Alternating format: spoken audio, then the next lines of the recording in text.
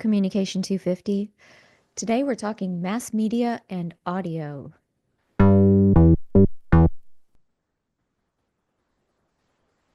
So, what are mass media? Well, if you've taken Communication 212, you may have heard of some of these.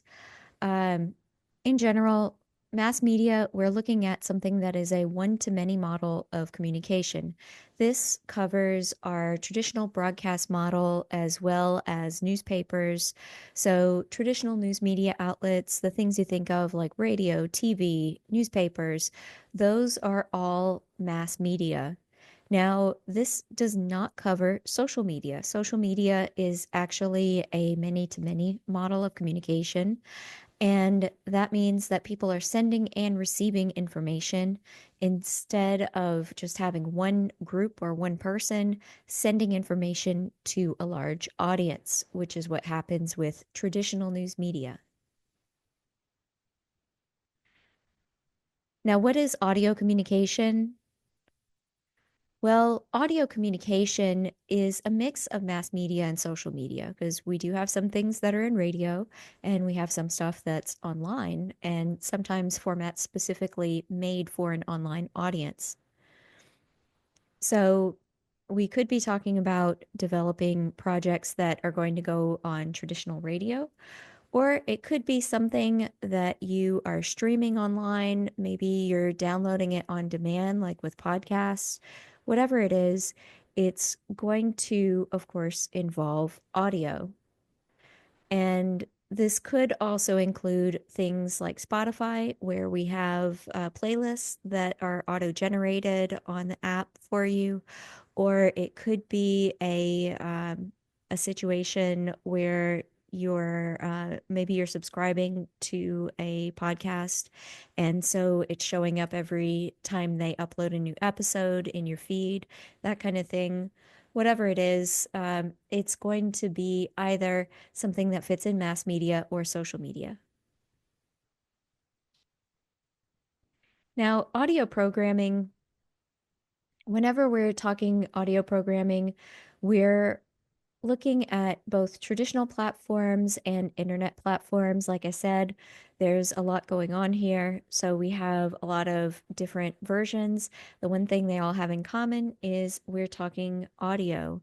So we're looking at things like public airwaves, which of course are regulated by the FCC.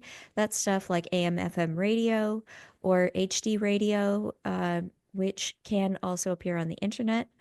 And they're still kind of figuring out where the FCC fits into that internet side of things, but as of right now, usually they are regulating HD radio along with AM and FM for those traditional stations.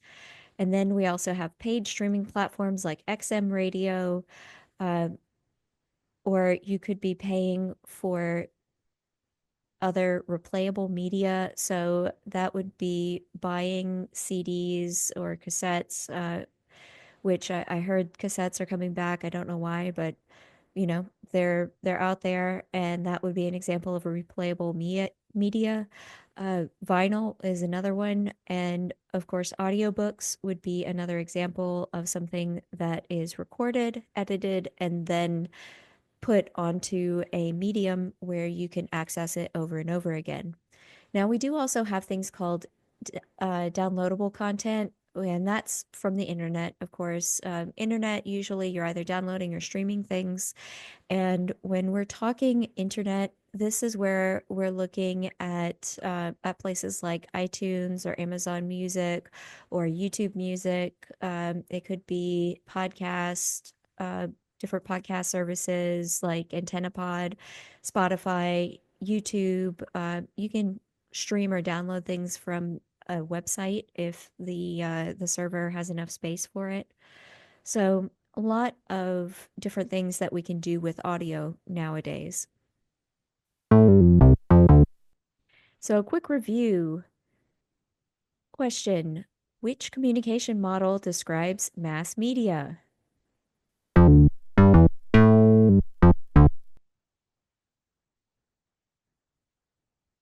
If you said one to many model, you are correct. Question number two. Name one type of online audio programming.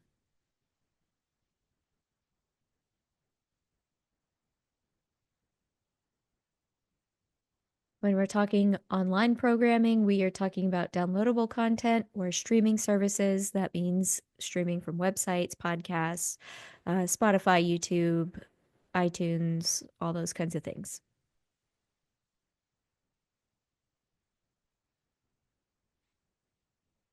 And now that we've talked about the different types of audio you'll encounter, let's take a closer look at public airwaves. Now, public airwaves are regulated by the Federal Communications Commission.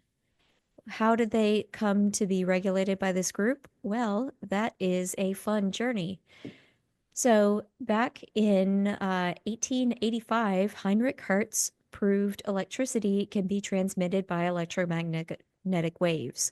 So, he was the one who proved that electricity can be transmitted through these waves, which later became known as radio waves.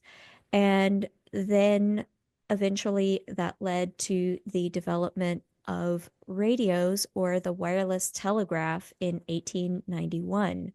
And these appeared on ships and were eventually included on all of them as a way to signal for help. Um, and so ships would use them in their navigation, or if whenever we start looking at groups like the Department of Defense and stuff, they start getting into the radio wave game too. Um, but so 1891, radios or wireless telegraphs appear on ships. And then 1912, the Department of Commerce and Labor Bureau of Navigation develops rules for the use of wireless telegraphs. And in this photo, you can see a picture of these young men who are learning in in the Marconi school, the Marconi Wireless School, uh, and they are learning how to use these wireless telegraphs.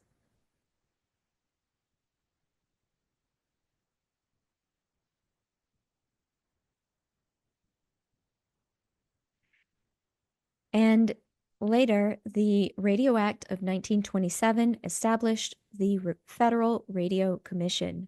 So at this point, we still have multiple agencies that are handling radios and communication and all these things. So eventually, after 1927, the Communications Act of 1934 established the FCC, so the Federal Communications Commission.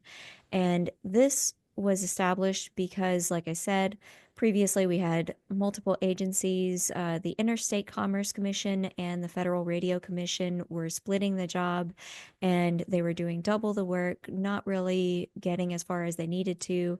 And so Franklin Delano Roosevelt wrote a letter to Congress asking them, hey, like, this isn't working. Can we establish one agency to take care of these communication waves? So they created the FCC, and it also helped us during World War II. Now, skip ahead a ways, and in 2010, so much, much later, uh, digital power increased for FM stations, and that was approved by the FCC. And then in 2020, AM stations may now apply to operate in digital only mode. Now, this was a big deal for AM stations because before that, they were still they're having to broadcast their AM audio, which we'll go into AM and FM in just a minute. But so 2010 digital power increase for FM stations is approved by the FCC. 2020, the AM stations may now apply to operate in digital only mode. And then the FCC approved the in band on channel, IBOC, digital radio for daytime and nighttime AM and all FM stations. So that was a big deal moving into the digital radio realm. It also helped us to establish multiple stations in HD radio. If you'll notice, KRVS, the radio station that's here in UL's campus, they actually have three HD stations now that they transmit in, and so they're able to do that because the FM stations were approved for this HD broadcast.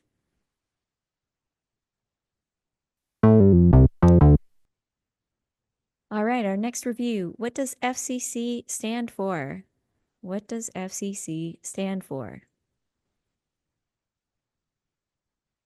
If you said Federal Communications Commission, you are correct. Well done. And which act established the FCC? And when was it established? When did this happen?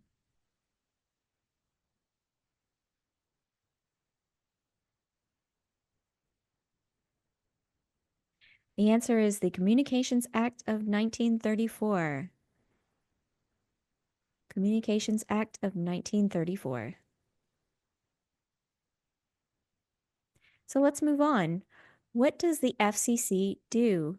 Well, the FCC regulates interstate and international communications by radio, television, wire, satellite, and cable in all 50 states, the District of Columbia, and U.S. territories. And they also handle public complaints related to those communique. So anytime people are complaining about a show, they are sending things to the FCC saying, think of the children, or whatever it is that they're complaining about. Um, so it's their job to make sure that radio, TV, wire, which wire refers to anything over like telephone wires or cable wires and stuff, uh, that all of these people are following the regulations related to their specific organization, and that everyone has the proper licenses, etc. And the FCC also files charges when people violate those those particular rules. Now, not only does this refer to groups like radio and TV stations, it also refers to robocalls. So whenever you receive a robocall, like a fake call from someone, that should be reported to the FCC, and it's their job to try and fix it or figure out who's behind it and charge them with something. It's also their job to handle network outages and apply fines when necessary, that kind of thing. They're also supposed to review media mergers and suggest regulation improvements based on their experiences, complaints from people, etc. So everything that's going on.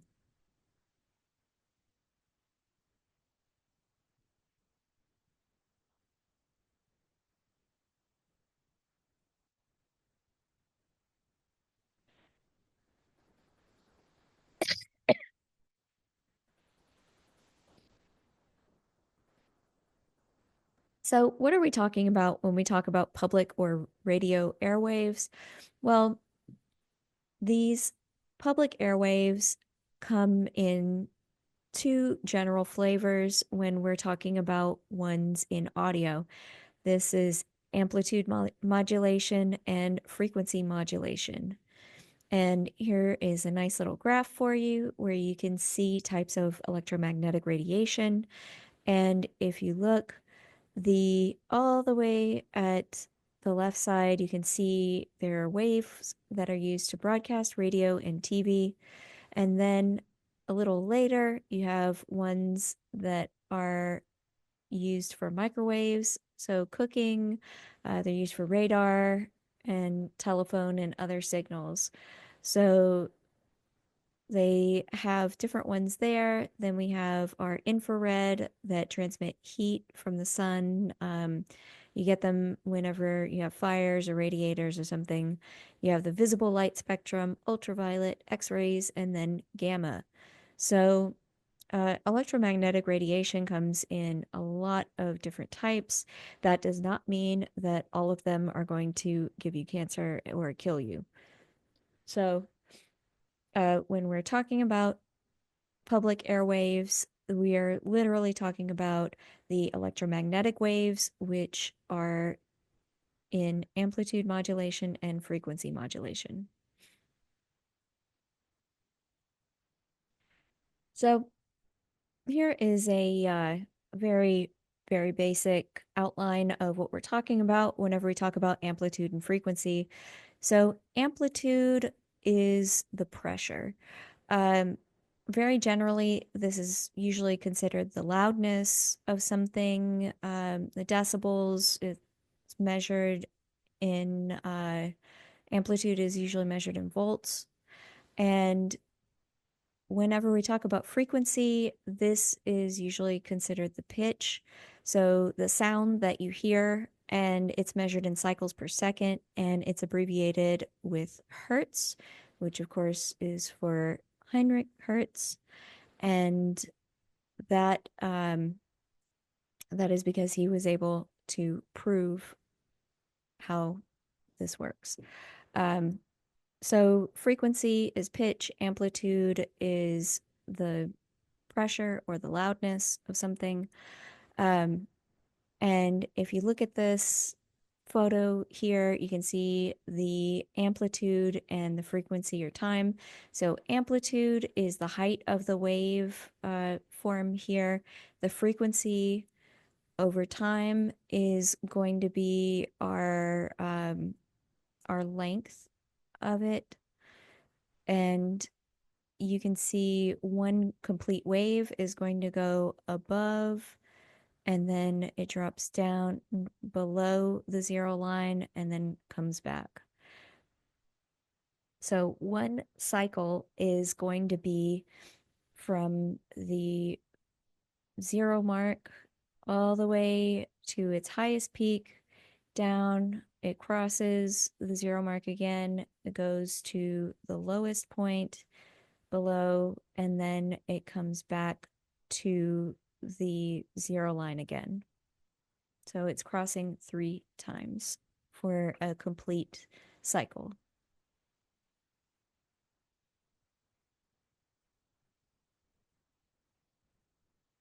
And here's another version of the radio spectrum for you. And it shows like very low frequency going to the radio spectrum of sound and transmission, and then we go to infrared, visible, ultraviolet, X-ray, gamma, and then cosmic radiation.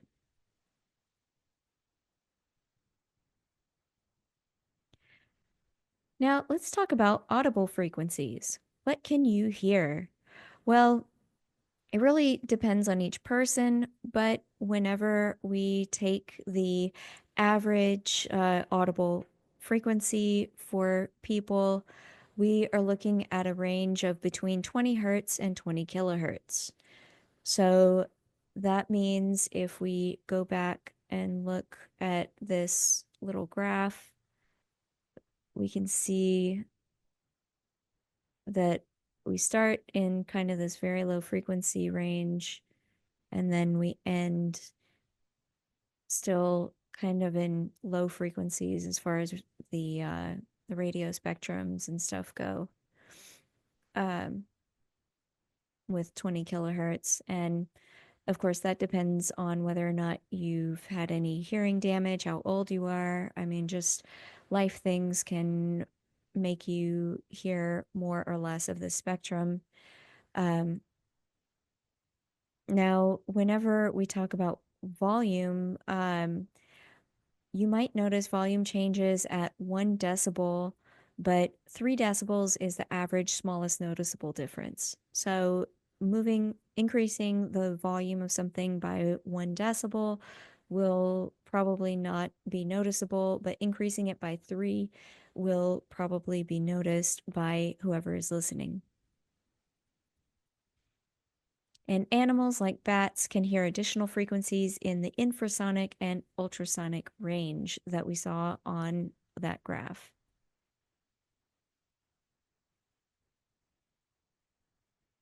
Now, AM radio frequencies, in this case, we are talking specifically about AM frequencies in the US. There are some differences when you get into Europe and stuff, but here in the US, the AM band frequencies are between 540 kilohertz and 1700 kilohertz.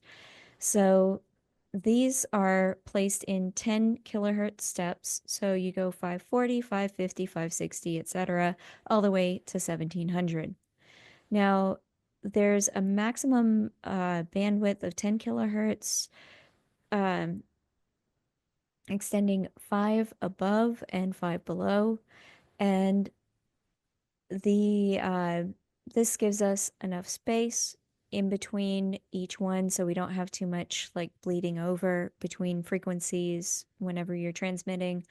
And then the 530 kilohertz band is actually reserved for travelers information stations, so that means things like parks, the highway advisory. So that way, if you're on the interstate, if you're ever there and you don't hear anything on your FM station and you're concerned that there's something going on, tune in to 5:30 a.m. and you should hear whatever the current highway advisory is.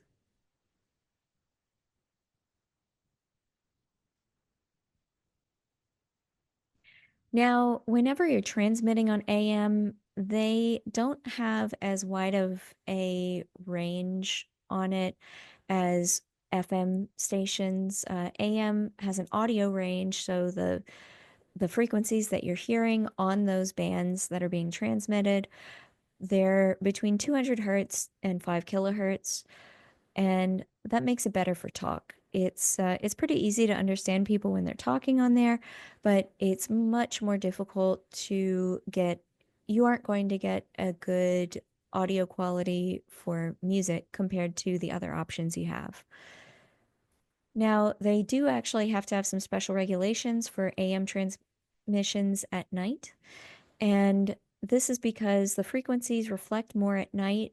It's called skywave propagation, and this happens because of like cloud cover and the fact that the sun isn't coming down and stuff. And it's pretty cool if you want to look at it. They go into it a bit on the FCC website and some other places too, talking about different transmissions. But anyway, whenever you're looking at this, we do also another regulation for AM radio.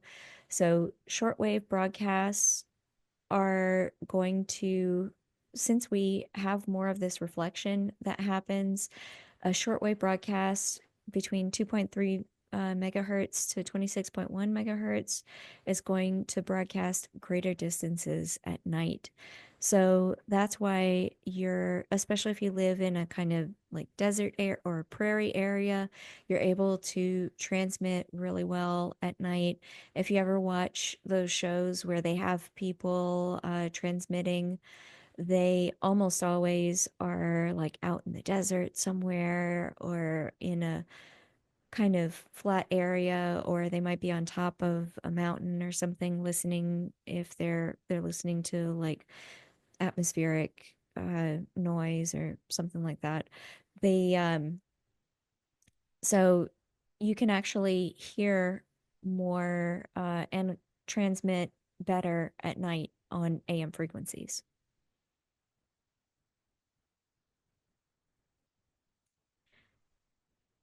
Now, for FM broadcasts, you're looking at bands between 88 megahertz and 108 megahertz. And these are divided into 100 channels. Each one is 200 kilohertz or zero point 0.2 megahertz wide. Yay. Um, and the center for these frequencies are located at half the bandwidth of the FM channel or the zero point 0.1 megahertz up from the lower end of the channel.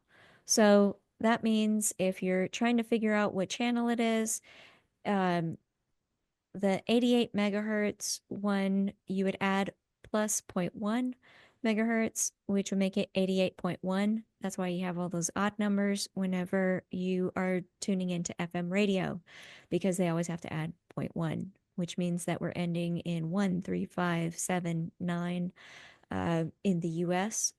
And that, again, just like with the AM stations where they keep them centered on a certain frequency, in here, we're keeping this from overlapping and causing some problems for the people transmitting on nearby channels.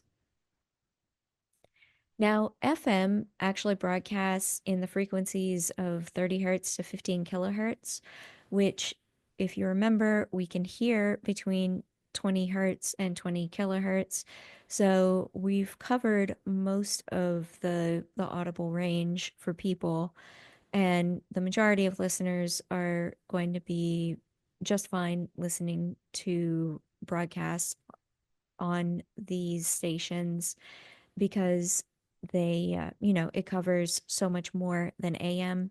It's going to be a lot easier to listen to music. Even your talk radio is going to sound a bit better here since you do have that wider audible range.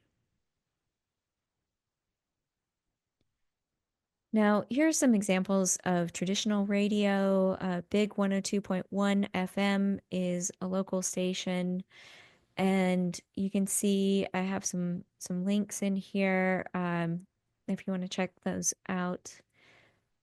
And you can go to their website and see they have some guy named Tuna who's on air right now, and they have a little list of their shows. They have their traditional station. They also have a listen live option for you if you're interested, and all these ads and other stories and things. And it looks like none of them are really local. So, yeah, there's that. But anyway, they at least this Supreme Rice advertisement is a local one. Now, they do also, of course, have lots of other groups. Now, here's one. This is a corporation that owns several media groups or is involved with them, Delta Media Corp.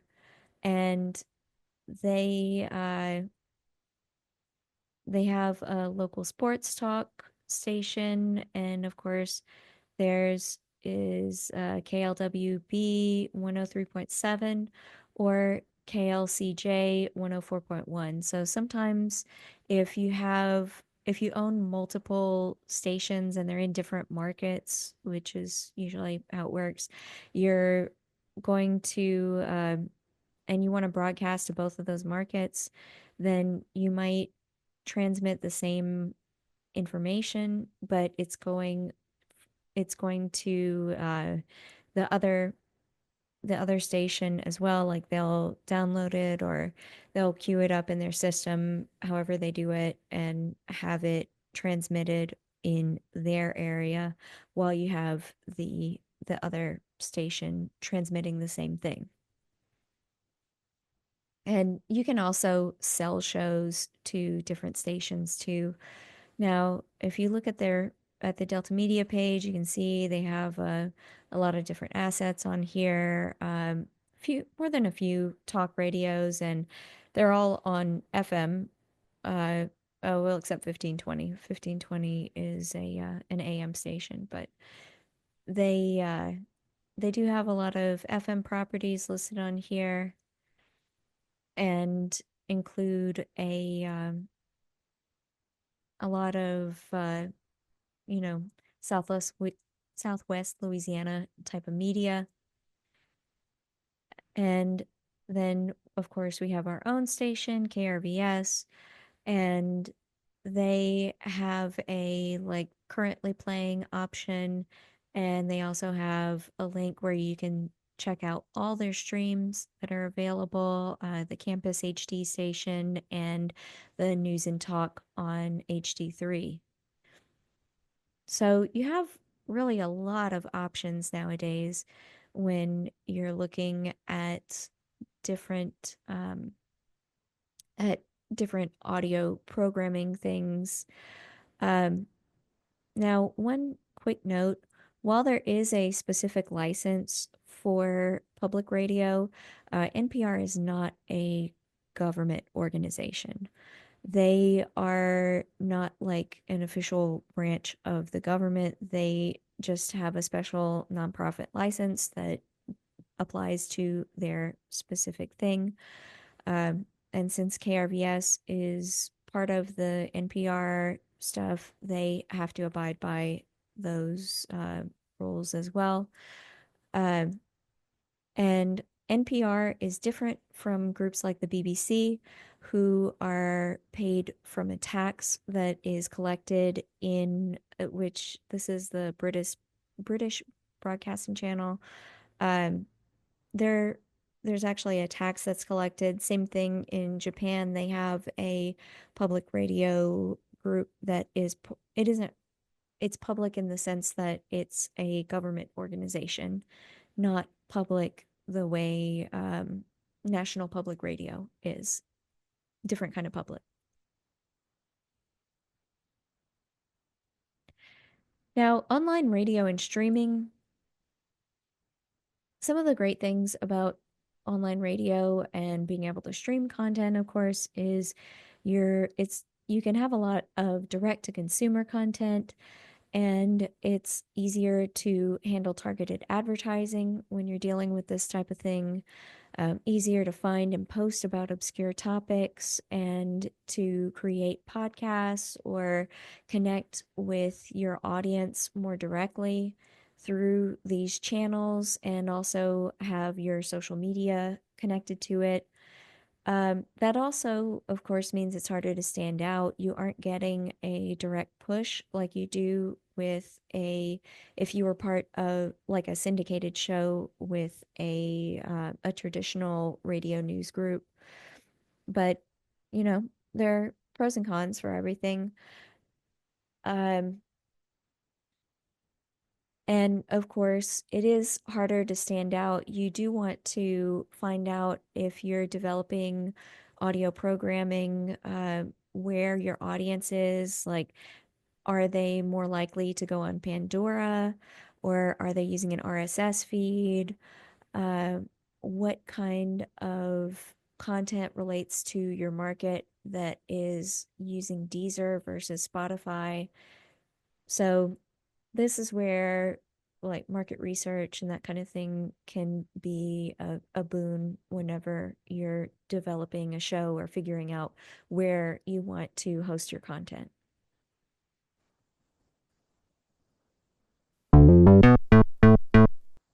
So, First Amendment right to broadcast. Well, is there a First Amendment right to broadcast? The FCC and the Supreme Court both say no. And how did they say no? Well, in the case National Broadcasting Company versus United States, 319 US 190. So back in 1943. Now these are the case and docket numbers and stuff if you're curious about it. The Supreme Court explained that radio frequencies are limited and thus subject to government regulation. So that is a big part of why we have so many FCC regulations, why we even have an organization in charge of broadcasting and telling people what they can and can't do, and only allowing a certain number of licenses and those kinds of things.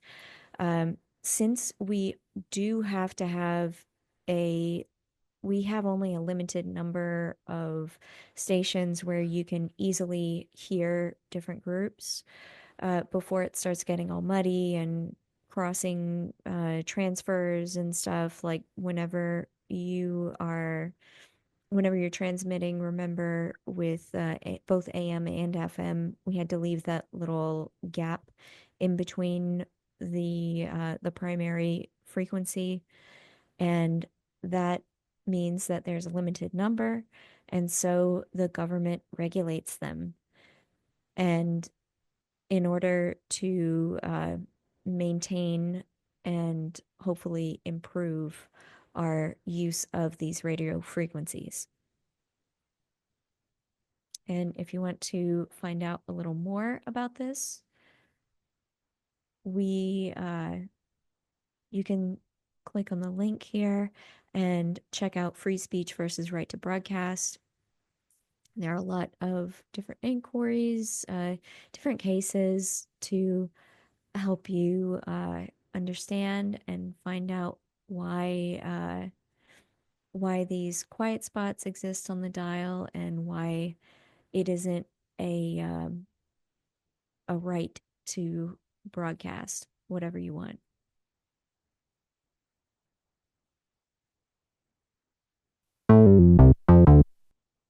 All right, another quick review. Uh, what are the AM band frequencies? So, what are the AM radio band frequencies, the ones used for transmission?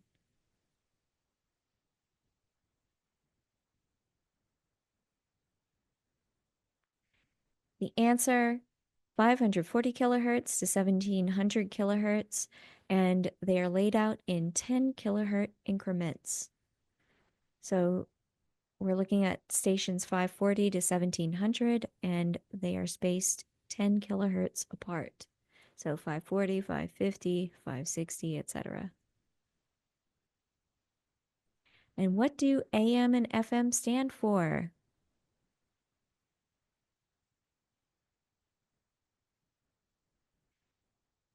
The answers are amplitude modulation and frequency modulation.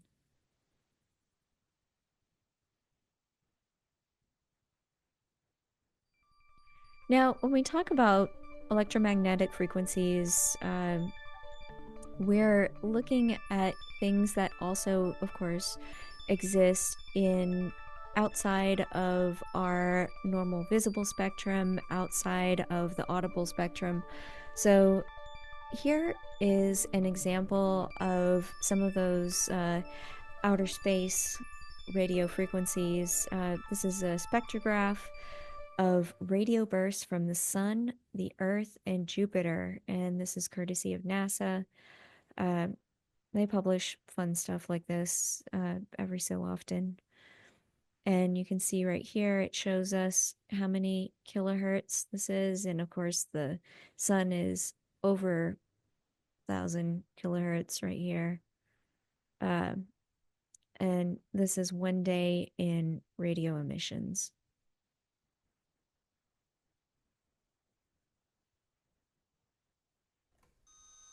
Now, what is the speed of sound? If you've ever watched a movie with planes in it, especially one with jet planes, you'll know that it is possible to travel faster than the speed of sound.